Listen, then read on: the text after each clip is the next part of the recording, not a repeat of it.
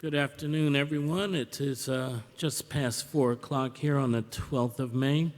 We'd like to welcome you to the City of Columbia Design Development Review Commission meeting for this date. The commission is made up of volunteers with expertise or interest in historic preservation and design. We generally meet on the second Thursday, as this is, of the month to review cases. The commission is supported by the city's urban planning and historic preservation staff who are here today. Please let them know if you have any questions, taking care not to impede the proceedings. The meeting generally proceeds with staff calling the case and describing it.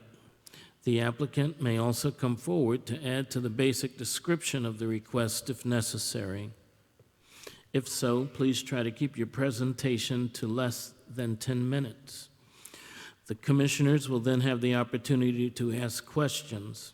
After this period, I will ask if there is anyone in the audience who wishes to speak for or against the proposal, and audience comments shall be kept to 2 minutes per person. If there is, the applicant will have an opportunity to respond, and this rebuttal shall be kept to 5 minutes. In most of the cases, we will make a decision tonight after all information has been presented. If your case is denied, or if you feel that our decision was made in error, you and anyone with standing have the opportunity to appeal it within 30 days of the decision. All decisions of this commission are based on existing guidelines and ordinances. If you plan to speak about a specific project, you must have signed in, and the sheet is at the back of the room or will be at the podium. Please note that these meetings are streamed live, recorded, and broadcast, so please use discretion with any personal information you may choose to share in the course of these proceedings. And once again, all motions and decisions are made while applying all of the facts to all of the guidelines. I will also remind you this evening we will have at the end or at some point an informational presentation, and there will be no public discourse during the course of that presentation. We will ask at this time, is there anyone wishing to speak at any time during this proceedings? If so, please stand and raise your right hand.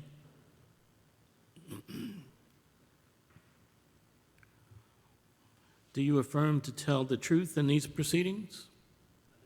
Thank you very much. Have a seat. Will you please call the roll?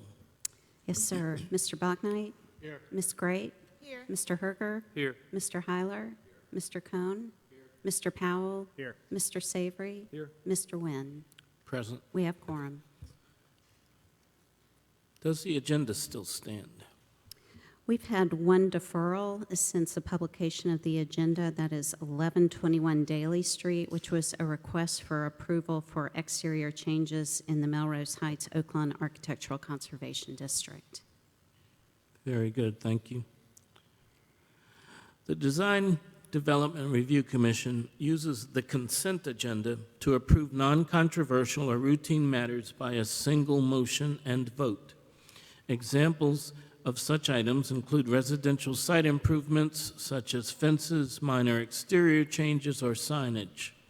If a member of the DDRC or the general public wants to discuss an item on the consent agenda at the beginning of the meeting, that item is removed from the consent agenda and considered during the meeting. The DDRC then approves the remaining consent agenda items. Will you please read the consent agenda?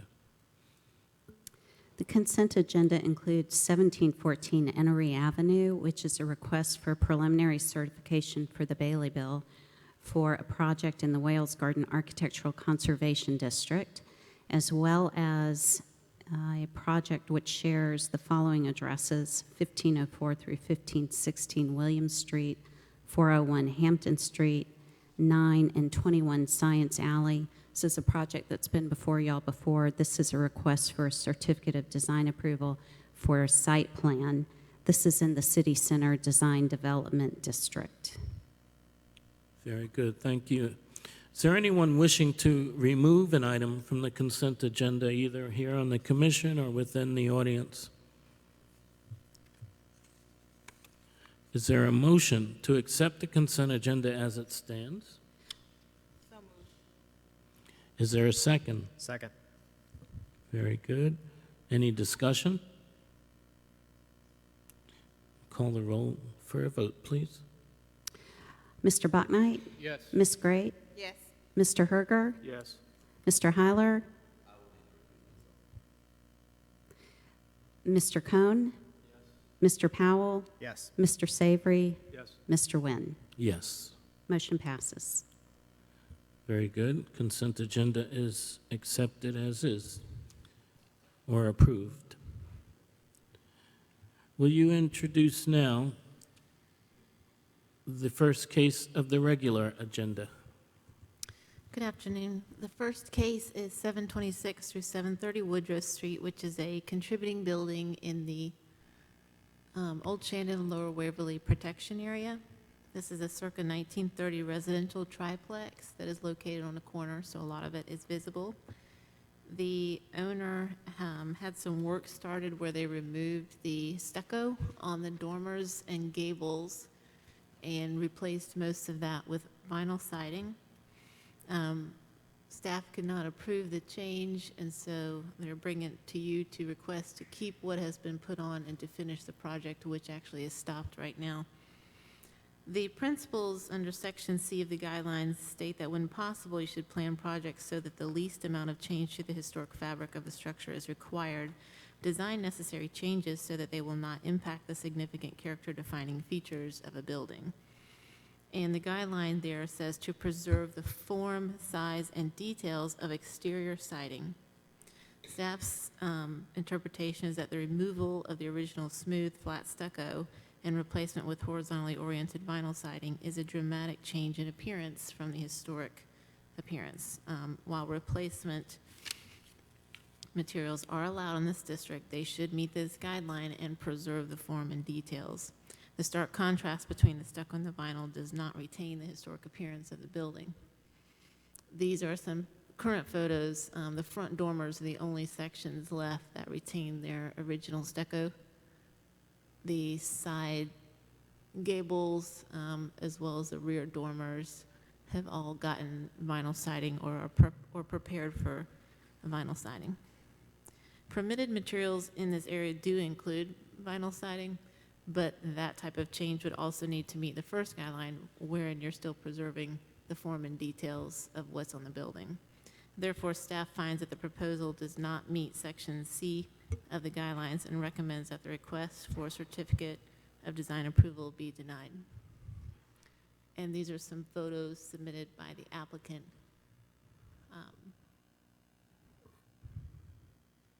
For your review. Any questions for staff?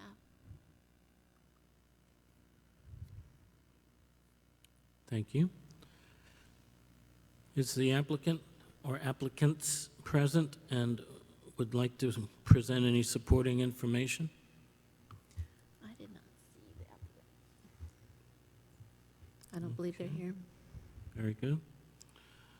Is there anyone here who would like to speak in opposition to this application? That being the case, is there any discussion here from the commission?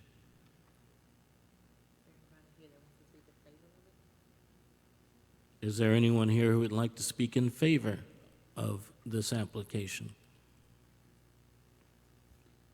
We have no one here for either opposition or favor.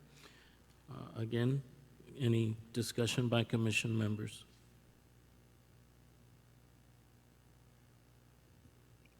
Maybe somebody should say something. I completely agree with staff recommendations. I think that they're thoroughly thought through and clearly tied to the guidelines.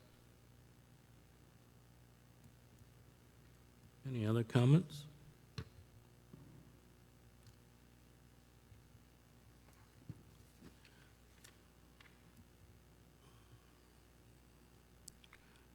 Any other comments by staff? No, thank you. Okay. Is there a motion on this application here at 726, 730 Woodruff Street?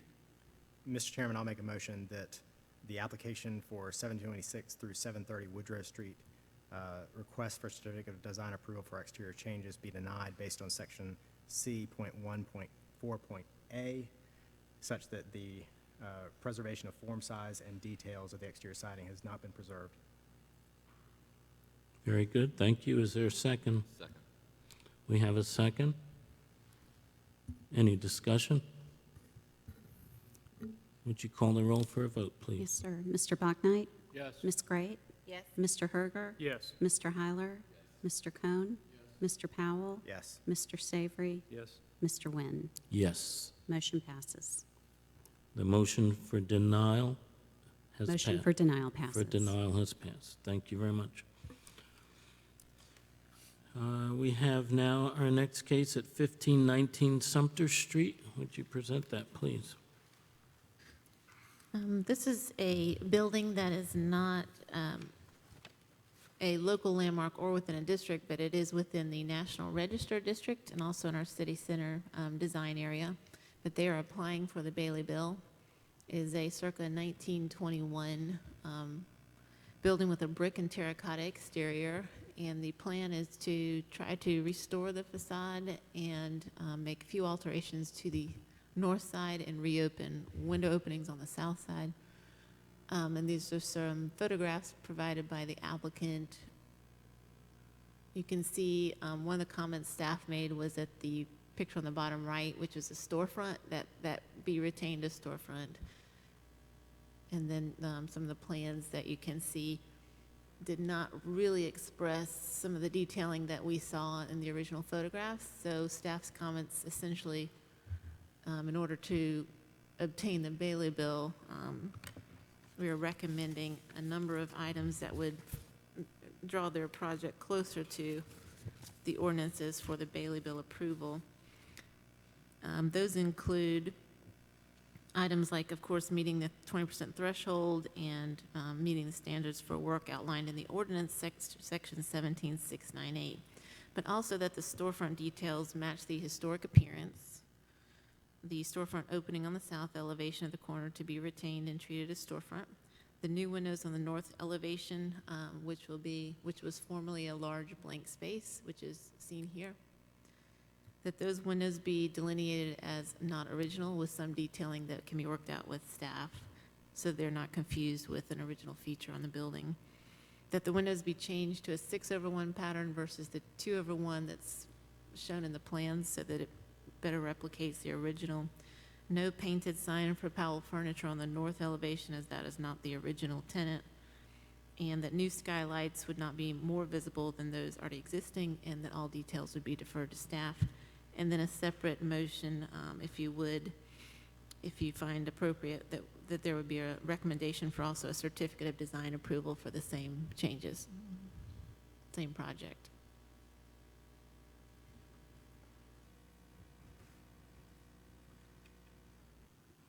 Thank you very much. Are the applicants here, and would they like to present? Yes, I'm Robert Lewis, and I'm one of the owners of the building, and we have no objection to the recommendations. I'm sorry. We have no objection to the recommendations from the staff. Very good. Thank you, sir. Is there anyone here who would like to speak either in favor or opposition to this application?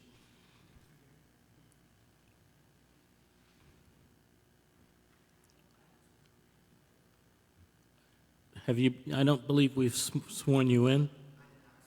Okay, would you stand and raise your hand, please?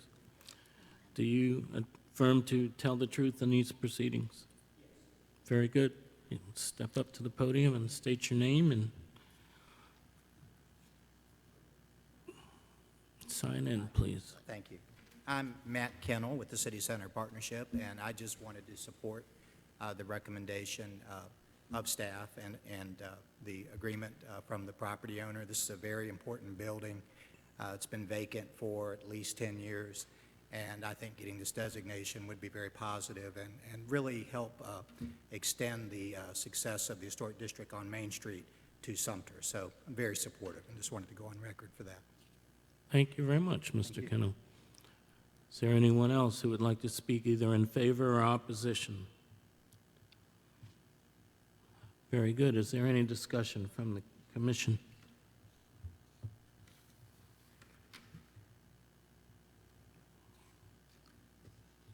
Any comments? Questions?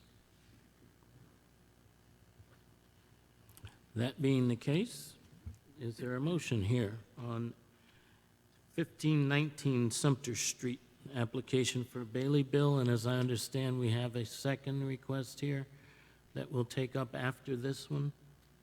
Very good, for certificate of design approval. So on the motion for Bailey Bill, do we have a motion?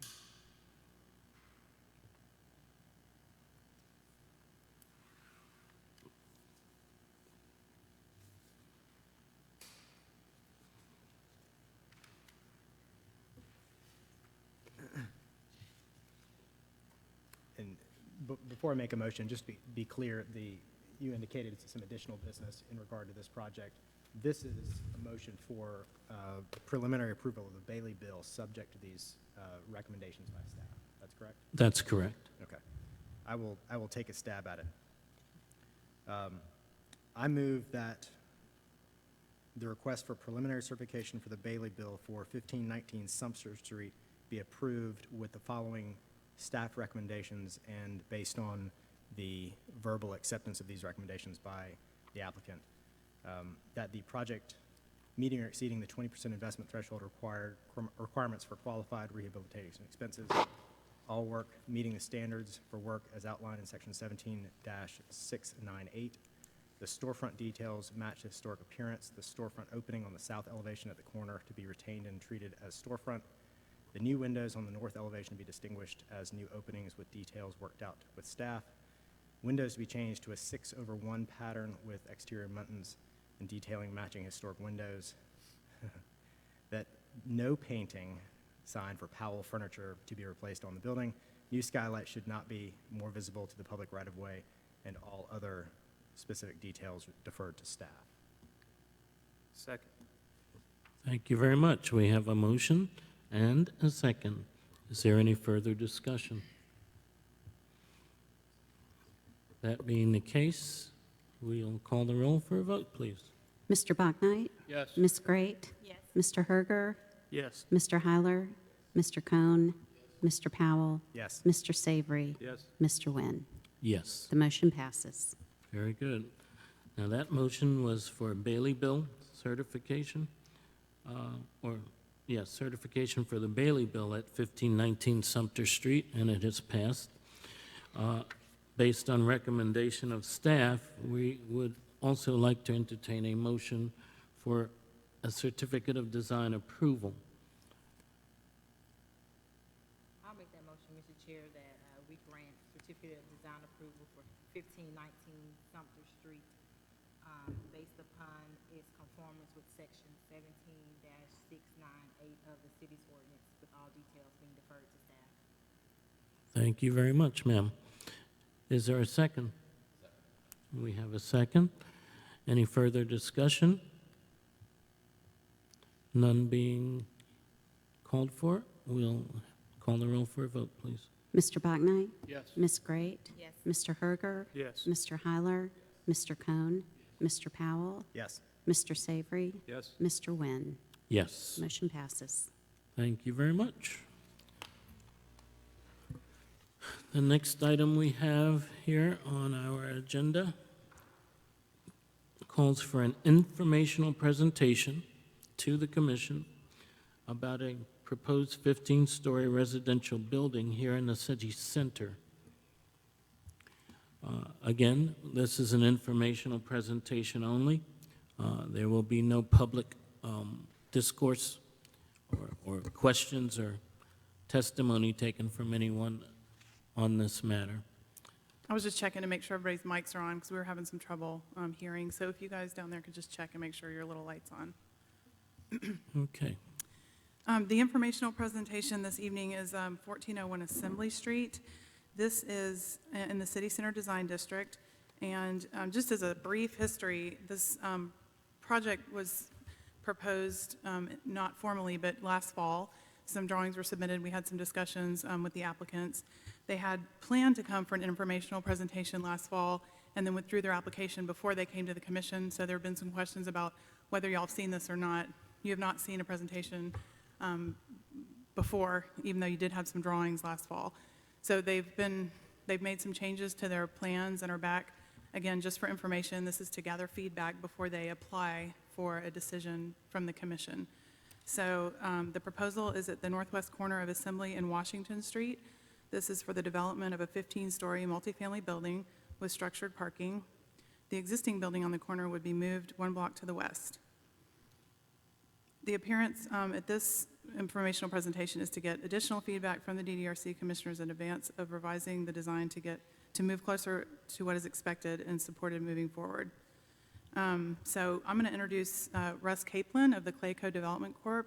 He is here to do an introduction, and then he's going to introduce his architect. Thank you very much.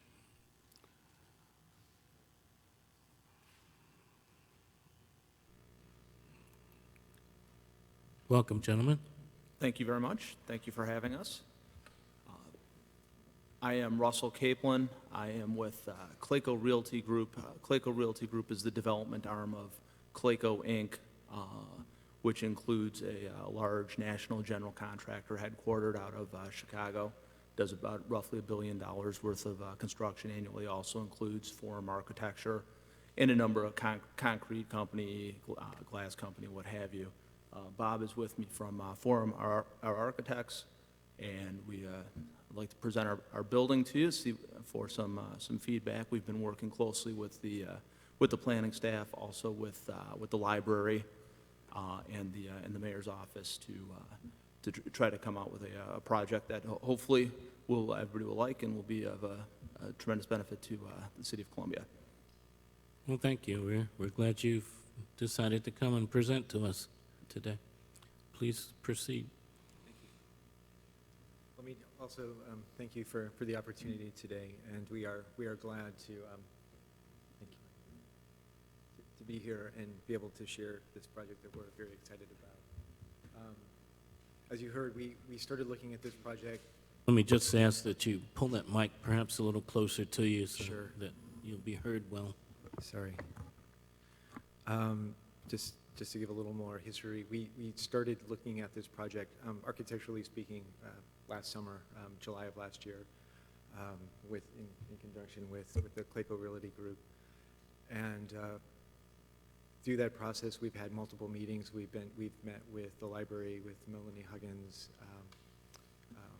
many members, the mayor, and through those meetings and spending time here, we've really begun to appreciate the site. And as you heard, we were preparing to present last fall, and just through different coincidences and weather and the unfortunate water that you experienced, things just the timeline pushed back a bit. So we took advantage of that, and based on some of the preliminary comments that we received in terms of, and I'm sure you've all seen the designs, and I think we heard that there was a feeling that the design was too contemporary at this time to, given the context of the existing architecture.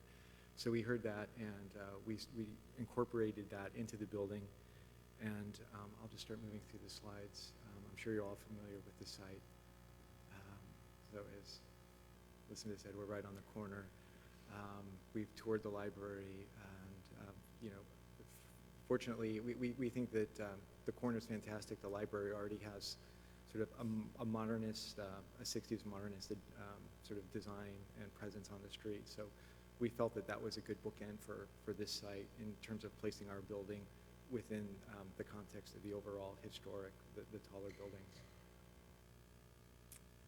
You can see here, one of the building sits on the corner.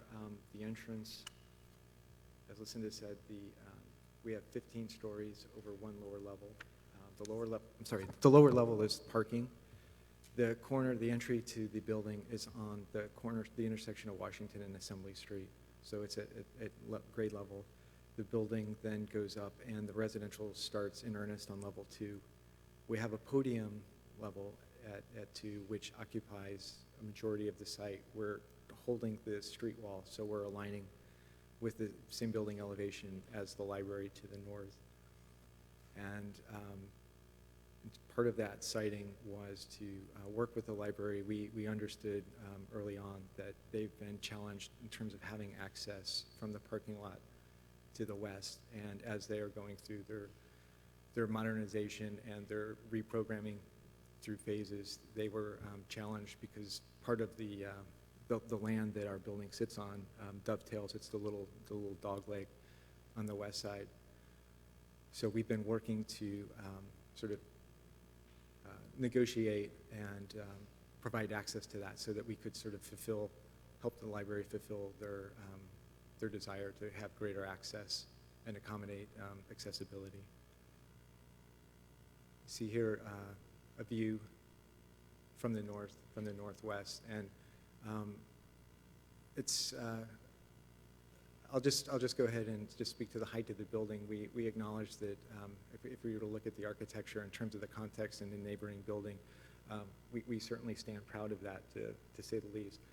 But as you look to the south, we feel that the building, it really sort of stands respectively with the taller buildings and even the residential building that's 2 blocks away. Just to walk you through, this is the lower level. We have 2 levels of parking. The lower level is access through Washington, and that's also where we have more of the functioning, the engineering equipment, so the transformers, electric, things of that nature. Going up to the ground floor, you see in the green, that's the public space. So at the corner, there's the lobby area, leasing, fitness center. We really wanted to address the street wall, so it's all storefront, bordering both Assembly Street and Washington. Then going up, we have a club room, outdoor amenity area that opens to the south, and then it also opens to the west as well. One of the distinctions, one of the modifications that we incorporated into the design over the last 6 months was pulling back the building. The tower, which is represented in the green and blue areas, it was a much bigger floor plate in the design of the fall. So we pulled that back just to create more light corridor to the west, and also to pull the building away from Washington just to have a little more relief on the street. I'm showing you now a floor plate of a typical apartment level, and this is consistent all the way up through the 15th floor. This is a view from the southeast corner. So you can see, in terms of the materials, we're integrating, we're proposing precast concrete at the ground floor along Assembly, again, tying into the materials and the texture of the library to the north. And then up above, we have brick and stucco. So the brown we have 2 different colors of brick and on both of the ends. And then we have the glass, floor-to-ceiling glass that goes up from level 2 through level 15. You'll see, I'm not sure if I have a pointer. And along Washington, there's a single level expression there, and that's where the public spaces are. That's where the fitness center that I showed on the plan earlier.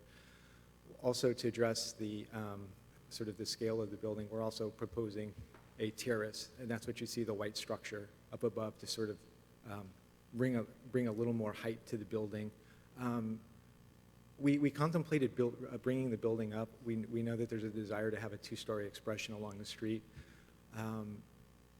But at the same time, we were trying to sort of mediate and keeping the building open, given that we had the 15 stories to the north and to the east. We felt that it would be important to sort of find a balance so that the building was a little softer and the profile changed as you wrapped around the building. So we're hoping that that's received well, and in terms of its intention to sort of mitigate that and also address the 2-story recommendation that's in the design code. This is an elevation along Assembly Street.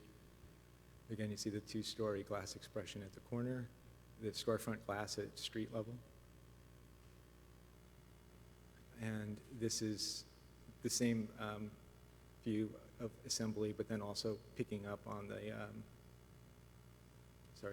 north elevation. In between the buildings, I mentioned that we've been working in close collaboration with the library.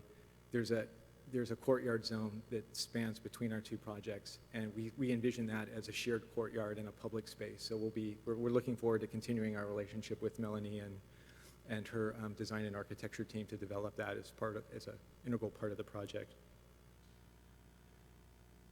This is a view from the west and also the north elevation. The glass corner repeats itself as well on the west and east corners of the building. And then the missing view. So you'll see again the glass, and hopefully this demonstrates that the building sort of evolves as it wraps the site in terms of the massing becoming narrower, and we're holding it back just to give more relief, allow the light to come down, as I mentioned earlier, onto Washington. In terms of the materials, the glass is storefront. There's no, just to answer maybe some questions, there's no color. It's not a reflective glass. It will just be clear vision glass, both for the window wall as well as for the punched openings that are within the masonry.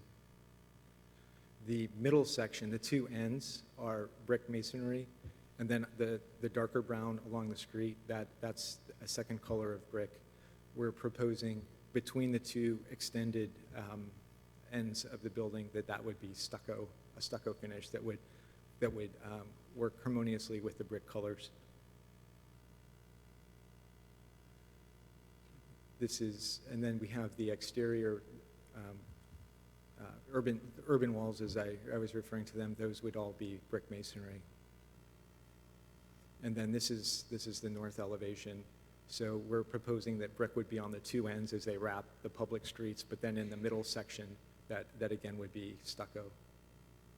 And then along the what would be the plaza, we're also proposing that's precast, architectural precast. And that's it for my slides. And I'd be happy to answer any questions or go into more detail. Thank you, sir.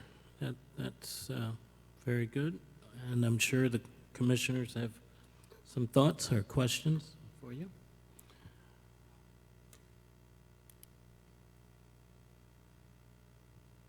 Mr. Savory. Okay. Thank you for the presentation, and it's great that you're here to give us information before coming back. And I think it will be terrific to have a building like this at that location. My sense is that the basic composition of the building meets the kind of criteria we would be looking for, sort of in the sense of articulating the street versus the shaft, and in a very minimalist way that I think is successful. You've also articulated the top of the building with, I think, with different kind of brick detail at the top, and the corner expressions to me they seem appropriate from an urbanistic standpoint. The one place there are really two, and I have a couple of questions as well, but one is that you talked about having considered raising that portion to make it a two-story piece at the south side. As you know from the guidelines, single-story buildings are strongly discouraged, and I would encourage you to revisit that possibility. I expect that there's a little bit of difficulty with your unit count when you do that, which may be part of your challenge, but I think it would be much more successful if that were expressed as a two-story piece along the south side.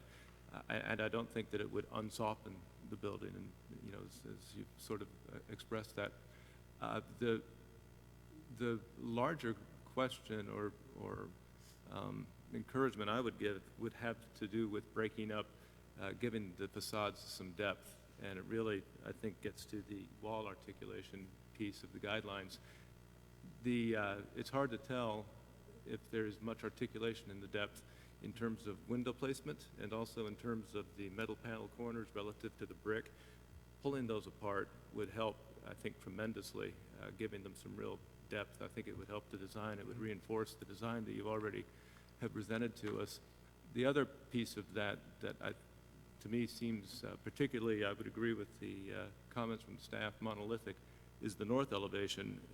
And when you look at the renderings, it sort of appears as if there's more articulation than I think there would actually be if everything is in the same plane. If you go from brick to stucco in the same plane, it seems that in a very simple way almost, just pulling those, the brick planes from the stucco planes a couple of feet would make a huge, huge difference. And I think it would benefit as well. I think that the line separating the ground floor from the upper floors, you go from precast concrete to brick with not very much effort. I think some sort of stronger articulation there would help to A separate distinction the two. between the material Distinction transition. between- Yes. and what you've done on the south side, you've got a sort of a band on the south side. Yes. I'm not suggesting that specifically, but some way to Understood. articulate that. And then the last thing I would encourage is, and I think if you go to your southeast rendering, this probably,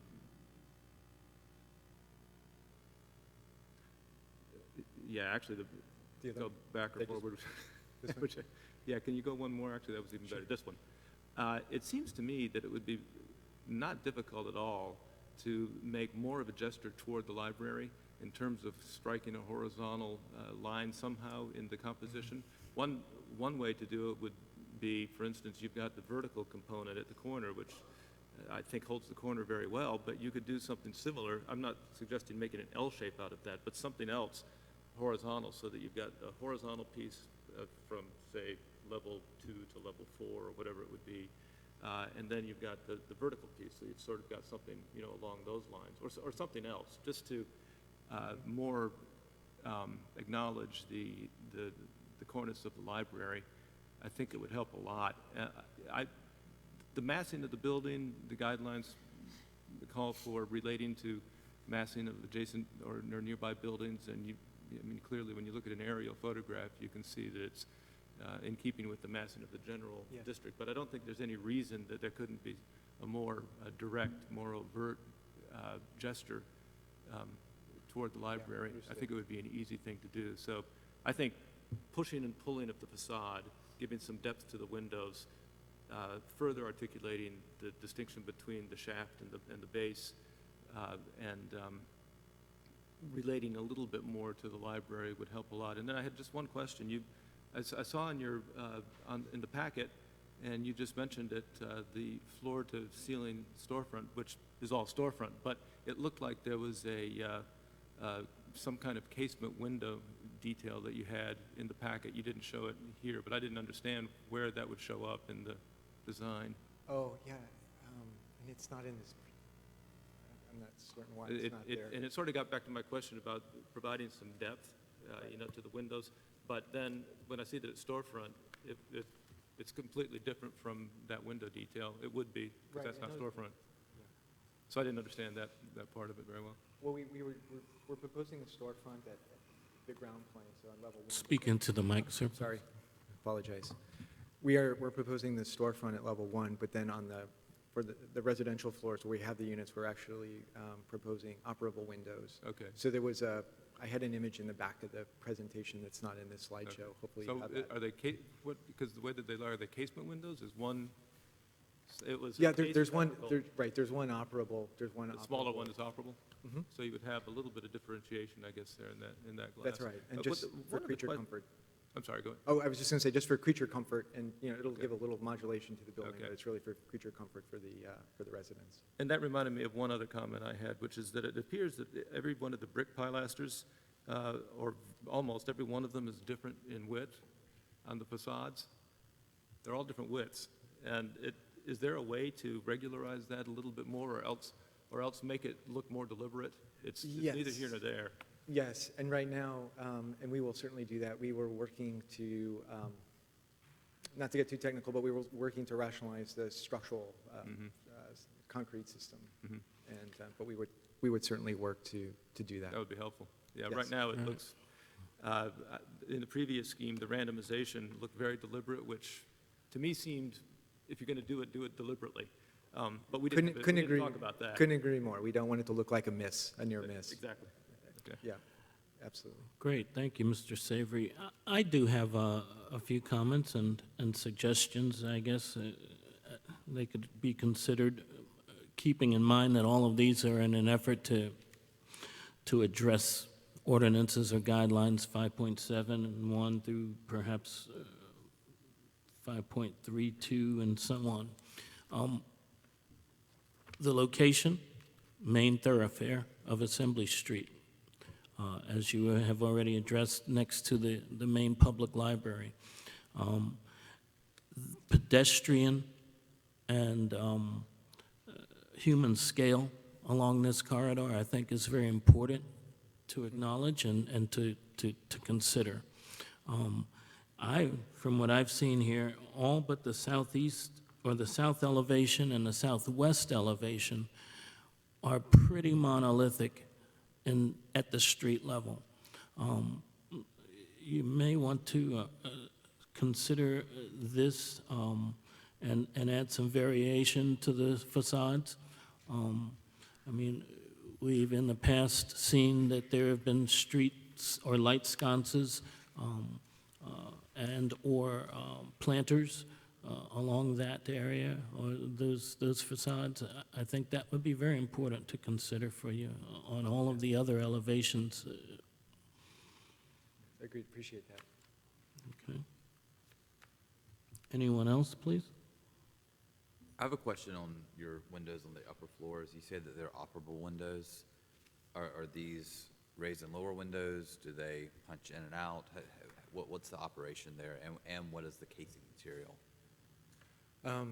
They would be, they would be awning-type windows, so they would swing out as opposed to Okay. being single-hung windows. And right now, we're exploring them as aluminum windows. Okay. Lucinda, is there anything specific to the guidelines in terms of materials for those upper windows that would be required? The guidelines don't talk about window materials in the city center. It's really more about the articulation, which y'all know we've had lots of discussions, and we've talked about that as well, particularly when it comes to stucco, making sure that there's some depth. So we've talked about that too.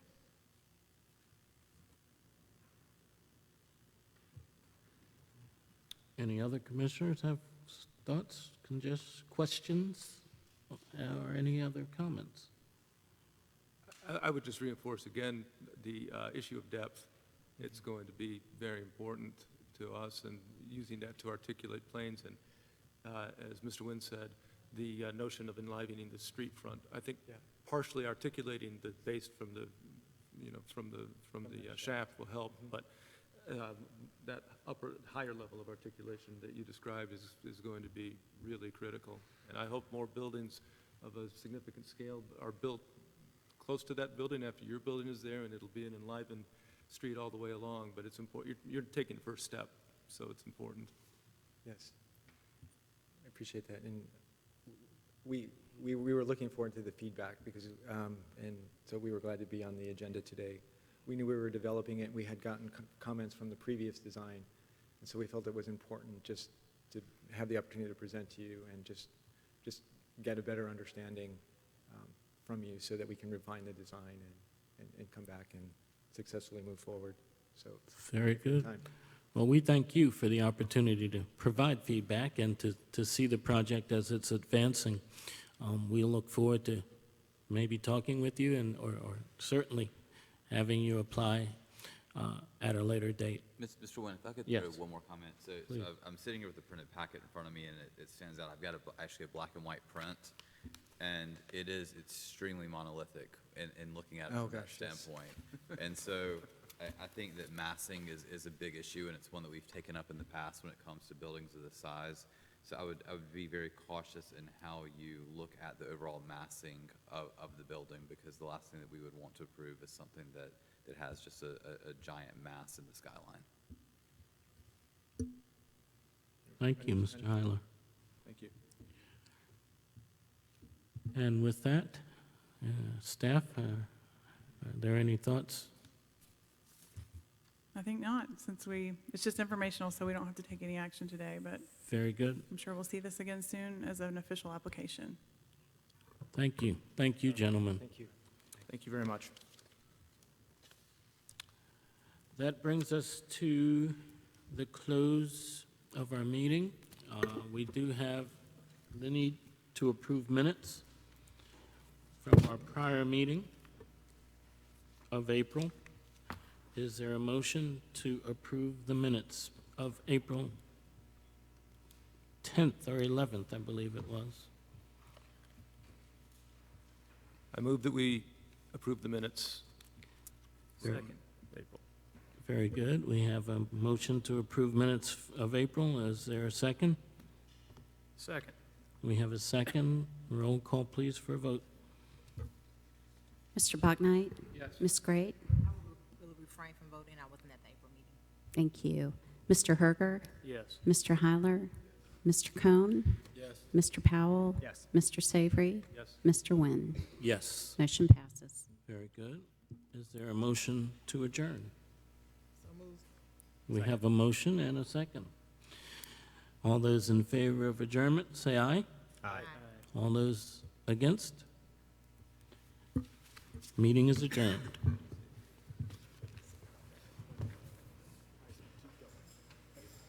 Thank you, man.